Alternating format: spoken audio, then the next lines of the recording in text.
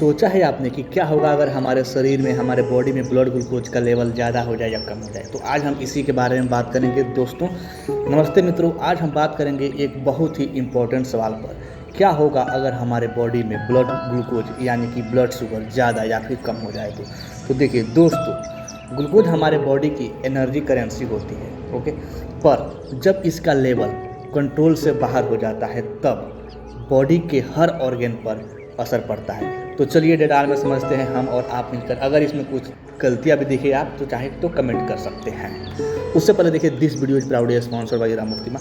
सबसे पहले हम बात करेंगे पार्ट 1, ब्लड ग्लूकोज कम हो जाए। तो देखिए, सबसे पहले की बात कि अगर हमारे बॉडी में ब्लड ग्लूकोज कम हो जाता है उसको बोला जाता है हाइपोग्लाइसेमिया, ठीक है। सबसे अगर पहली बात ये कि अगर ब्लड ग्लूकोज कम हो जाए हमारे बॉडी में तो सबसे पहले होगा दिमाग पे असर, ठीक है। क्या होता है, ग्लूकोज जो होता है दिमाग का मेन फ्यूल होता है। कम होने पर अगर ग्लूकोज लेवल कम हो जाए तो कन्फ्यूजन होने लगता है, इरिटेबिलिटी होने लगती है और कंसंट्रेशन में प्रॉब्लम होती है। दूसरा हमारा प्रॉब्लम होता है नर्वस सिस्टम का डैमेज होने लगता है। देखिए, जो पेशेंट होते हैं उनका ब्लड ग्लूकोज लेवल कम हो जाता है तो क्या होता है, ट्रीमर मतलब हाथ कांपने लगता है, उसके बाद से स्वीटनिंग, पैल्पिटेशन होने लगता है और घबराहट भी फील होने लगती है। तीसरा हो गया एनर्जी की कमी होने लगती है। अगर किसी भी पेशेंट को ब्लड ग्लूकोज की लेवल कम होने लगे या कम हो तो उसको क्या हो, उसको थकान होने लगता है, वीकनेस होने लगती है, एक्सरसाइज या काम करने की कैपेसिटी बिल्कुल ही गिर जाती है। उसके बाद से सांस लेने और हार्ट की प्रॉब्लम होने लगती है, पैल्पिटेशन बढ़ जाती है कम शुगर वाले पेशेंट में और कभी कभी हार्ट रेट भी तेज हो जाती है।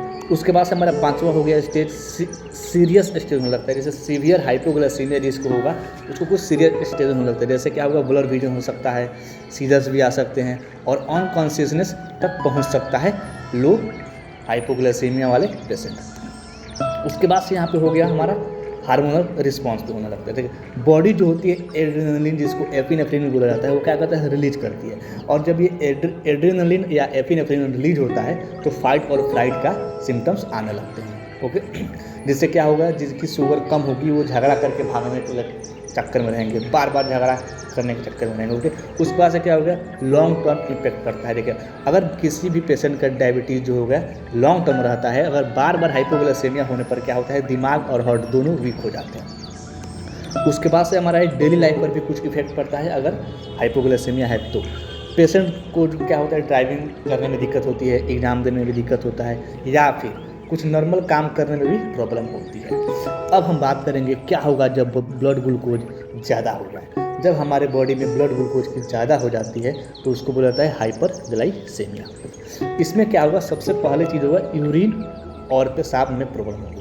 इसमें क्या होगा कि जो ग्लूकोज अगर ज़्यादा होने पर क्या होता है, फ्रीक्वेंट यूरिनेशन होता है जिसको पॉलीयूरिया बोला जाता है। मतलब बार बार पेशाब करने जाता है इंसान, उसको बोला जाता है पॉलीयूरिया। इससे डिहाइड्रेशन होती है, ओके। प्यास और डिहाइड्रेशन होगा तो क्या होगा, प्यास लगेगा और डिहाइड्रेशन होगा। जब डिहाइड्रेशन होगा तो बार बार प्यास लगती है जिसको पॉलीडिस्प्सिया बोला जाता है और बॉडी जो होता है पानी की कमी से थक जाती है। तब इंसान सोचता है कि क्या हमारी लाइफ मुझते मुझते और पीते पीते मर जाएंगे, क्या समाप्त हो जाएगी। उसके बाद से हम यहाँ पे बात करेंगे वेट लॉस और वीकनेस भी होने लगता है जिसको ज़्यादा हाइपरग्लाइसेमिया होता है। तो इंसुलिन जो होता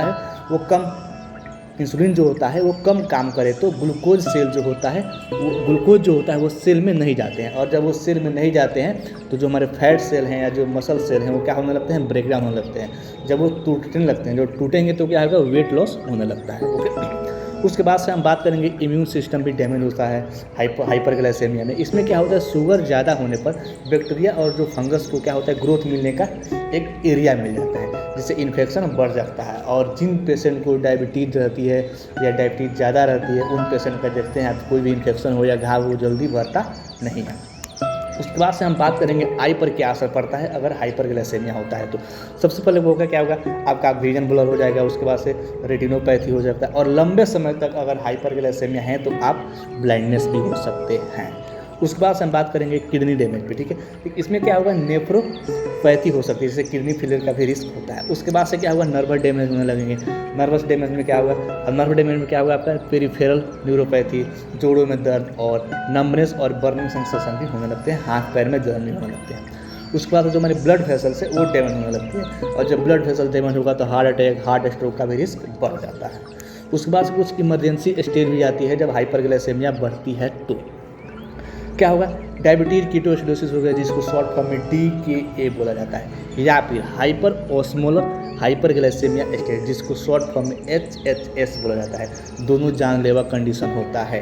ओके, तो दोस्तों ब्लड ग्लूकोज चाहे ज़्यादा हो या कम, दोनों ही डेंजरस है। इसीलिए हमेशा अपने शुगर की चेक करते रहें, डॉक्टर की एडवाइस को फॉलो कीजिए और हमेशा हेल्दी लाइफ स्टाइल को मेंटेन करिए, ना कि बाहर के कुछ जा कर के गोबर कम खाया करिए। ओके मित्रों, और अगर आपको ये वीडियो इन्फॉर्मेटिव लगा है तो क्या करना है आपको पता ही है, और आप चाहे तो ये MCQ लगा सकते हैं जो कि कमेंट सेक्शन में मैं पोस्ट कर देता हूँ हर वीडियो के बाद, या फिर जो कम्युनिटी वाला सेक्शन होगा वहाँ पर भी आप जा कर के देख सकते हैं।